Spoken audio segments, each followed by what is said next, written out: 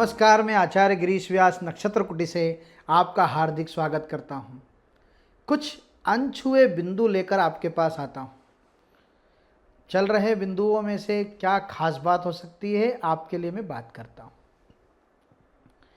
आप देखिए कि अब आज का जो विषय है बड़ा संघर्ष वाला विषय है और विषय भी संघर्ष है। अभी आजकल इस दौर में, क्योंकि मैंने मेरे जीवन में 26-27 हज़ार पत्रिकाएं पढ़ी हैं, तो एक बात मैंने ज़रूर देखी कि व्यक्ति संघर्ष करने से कतराता है। हमारे पास जो भी कुंडली लेकर आता है तो वो कहता है, गुरुजी हम स्टेबल कैसे हो जाएं, हमारा जीवन सुखमय कैसे हो जाए, हम सुखी कैसे हों। और सुखी कैसे होंगे, मेरी फाइनेंशियल कंडीशन कितनी अच्छी होगी, कब होगी, आप यह बता दीजिए। तो मैंने यह पाया कि संघर्ष जो है मनुष्य करना नहीं चाहता। क्यों नहीं करना चाहता भाई?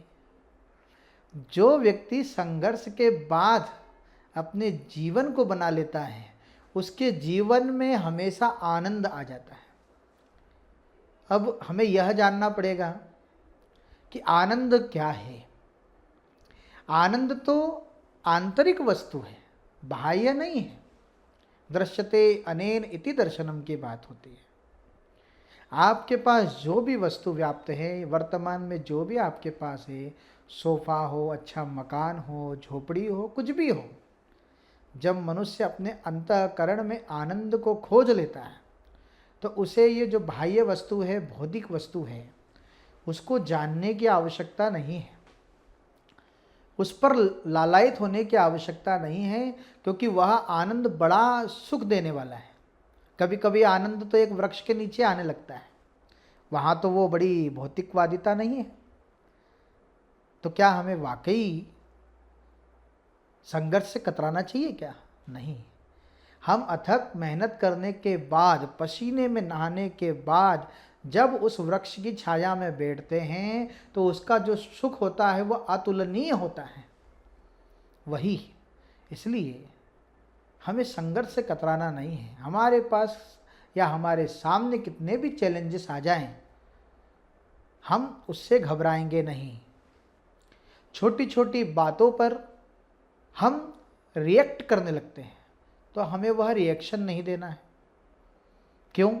क्योंकि जब मनुष्य आई हुई समस्याओं का हल खोजने लगता है तो समझ लीजिए उसके जीवन में आनंद आने वाला है।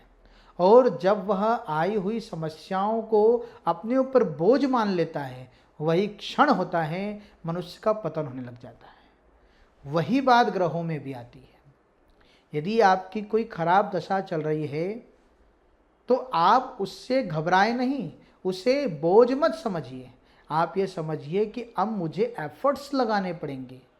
एफर्ट्स जब लगेंगे तब मैं कोई काम अच्छा करूँगा। अर्थात 2000 की मेहनत करेंगे तो 1000 रुपये मिलेगा। तो हमें 2000 चाहिए तो हम 4000 की मेहनत करेंगे।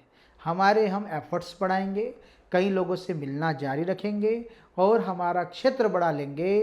तब हम इस प्रकार काम करने लगते हैं तो हमारा आया हुआ संघर्ष भी हमें लाभ देने लगेगा, हमें आनंद देने लगेगा। तो यही बात है, संघर्ष से कतराए नहीं, हमें संघर्ष ज़्यादा से ज़्यादा करना है। और आप पुराने लोगों से पूछिए, जिन लोगों ने भी संघर्ष किया है आज उनके जीवन में बड़ा आनंद है। उनकी जो फिलॉसफी है जीवन को लेकर वो बड़ी ही सुंदर, सहज और सरल है। इसलिए मित्रों, आप संघर्ष से मत घबराइए, ज़्यादा एफर्ट्स लगाइए। अपने व्यापार को बढ़ाने के लिए क्या क्या ऑब्जेक्टिव्स हो सकते हैं उस पर काम करिए। तो मैं मानता हूँ कि जब भी आपकी कुंडली में अच्छा योग आएगा, जो हमारे पास आते हैं उनको हमारी पत्रिका देखने या उनकी पत्रिका देखने के बाद जब हम कहते हैं कि ये समय आपके लिए अच्छा है, 2026 बहुत बढ़िया आने वाला है, तो जो व्यक्ति 2026 तक अगर संघर्ष कर लेता है, अपने अच्छे ऑब्जेक्टिव्स को फुलफिल कर लेता है, तो वाकई 2026 में वह सफल हो जाता है। और हमारी आंखों के सामने कई उदाहरण सम्मिलित है। नमस्कार।